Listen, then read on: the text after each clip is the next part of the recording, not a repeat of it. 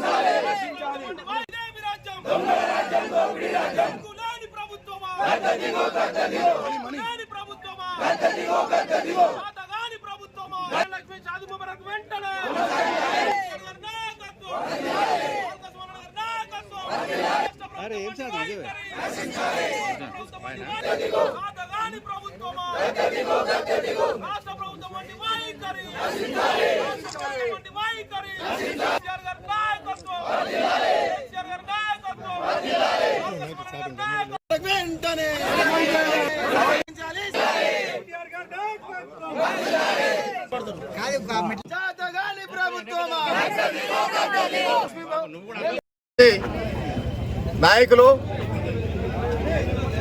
ఎవరైతే కేటీ రామారావు గారు పిలుపు మేరకు మా జిల్లా అధ్యక్షులు బాల్కసుమన్ ఆదేశం మేరకు ఈనాడు అన్ని మండల కేంద్రాల్లో, రాష్ట్రంలో అన్ని మండల కేంద్రాలు, జిల్లా కేంద్రాలు, అదేవిధంగా నియోజక కేంద్రాల్లో ధర్నాలు చేయాలని పిలుపు మేరకు ఆ పిలుపులో భాగంగా ఈనాడు పెద్ద ఎత్తున మందమరి ఎంఆర్ఓ గారి ఆఫీస్ ముందు, తహసీల్దార్ గారి ఆఫీస్ ముందు ధర్నా నిర్వహించడం జరుగుతుంది.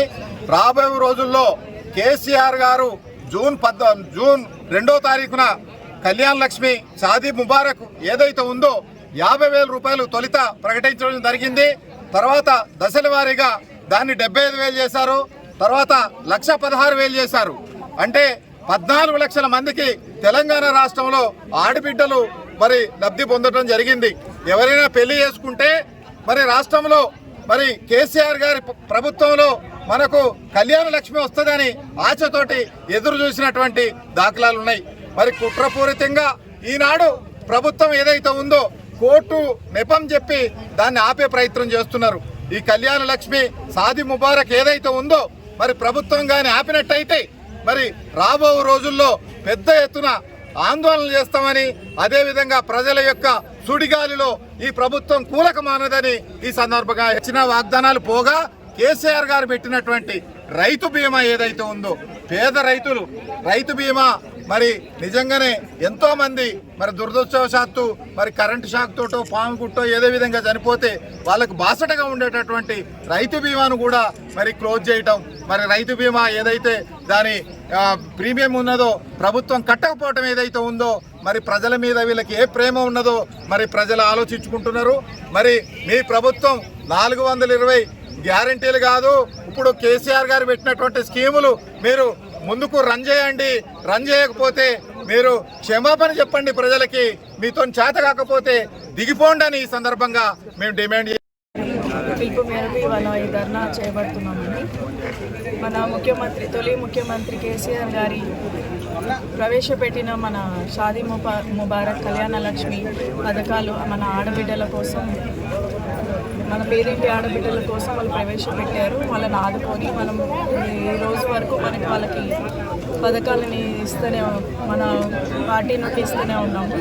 ఇప్పుడు ఈ కాంగ్రెస్ ప్రభుత్వం రేవంత్ రెడ్డి ఆధ్వర్యం కాంగ్రెస్ వచ్చినప్పటి నుంచి కళ్యాణ లక్ష్మి షాదీ ముబారక్ రద్దు చేస్తానంటే ఈ ఆడబిడ్డలు మేము ఎవరు ఊరుకోమండి. మేము అందరము తెలంగాణలో ఉన్న ఎంతమంది ఆడబిడ్డలు ఉన్నా అందరం ఆందోళన చేస్తామని తెలియజేస్తున్నాం వాళ్ళకి. జై తెలంగాణ, జై కేసీఆర్, జై సుమనన్న, జై KTR. BRS party working president గౌరవ కేటీఆర్ అన్న గారి పిలుపు మేరకు, అదేవిధంగా చెండూరు నియోజకవర్గ అభివృద్ధి ప్రదాత బాల్క సుమనన్న గారి ఆదేశానుసారం ప్రతి మండలంలో ఏదైతే ఈ ఓటుకు నోటు దొంగ ఈ రేవంత్ రెడ్డి ఈరోజు భూమి దొంగ కూడా తయారైంది.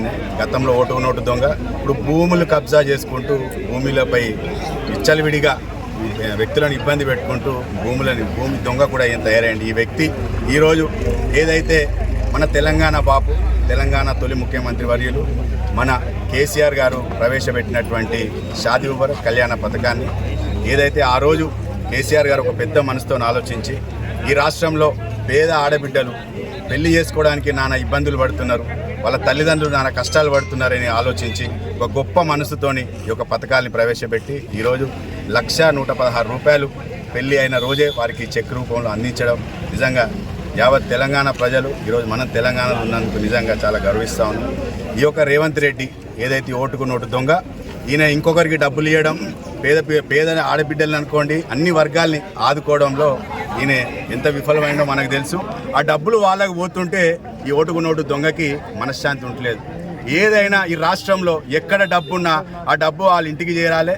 ఆ దొంగల క్యాబినెట్ మంత్రులు ఉన్నారు కొంతమంది, వాళ్ళ ఇళ్ళకి చేరాలి, ఆ అన్నదమ్ముల ఇళ్ళకి చేరాలి తప్ప ఏ రాష్ట్రంలో ఏ వర్గానికి కూడా ఈ రాష్ట్ర డబ్బులు చెందొద్దనే ఒక మూర్ఖపు ఆలోచనతోని ఈరోజు కళ్యాణ లక్ష్మి షాదీ ముబారక్ను కూడా నిలిపివేయడం నిజంగా సిగ్గుమాలి చర్యగా ఈరోజు బీఆర్ఎస్ పార్టీ చెన్నూరు నియోజకవర్గం మేము తెలియజేస్తా ఉన్నాం. ఈ ఓటుకు నోటుకు దొంగకు చెప్తా ఉన్నాం, అయ్యా మీరు ఆ రోజు గద్దెనెక్కడానికి ఎన్ని హామీలు ఇచ్చిండ్రు, ఎన్ని పథకాలు ప్రవేశపెట్టిండ్రు, 420 హామీలు 6 గ్యారంటీల రూపంలో ఆ రోజు అన్ని వర్గాల ప్రజల్ని మీరు మోసం చేసి ఓట్లు దండుకొని గద్దెనెక్కిండ్రు.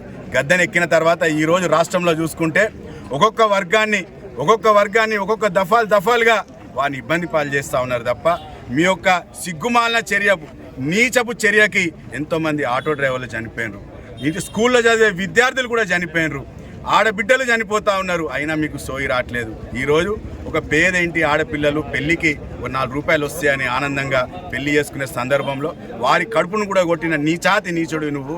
నాకు తెలిసి ఈ దేశంలో ఇంత నీచ సీఎంని ఎక్కడ చూడలేదు. ఇంత తిట్లు తినే ప్రజలు ఇంత ఘోరంగా తిట్లు తినే సీఎంని కూడా మనం చూడలేదు, చూడబోము కావచ్చు. అయ్యా రేవంత్ రెడ్డికి ఒకటి చెప్తా ఉన్నాం, ఈరోజు చెన్నూరు నియోజకవర్గ బీఆర్ఎస్ పార్టీ నుండి చెప్తా ఉన్నాం, నీకు గిన ఒకవేళ చిత్తశుద్ధి ఉంటే నువ్వు కేసీఆర్ గారి నామరూపాలు లేకుండా చేస్తాను నువ్వు ఏదైతే అంటున్నావో అది నీ తరంగా నీ జేజమ్మ తరంగా గుర్తుపెట్టుకో.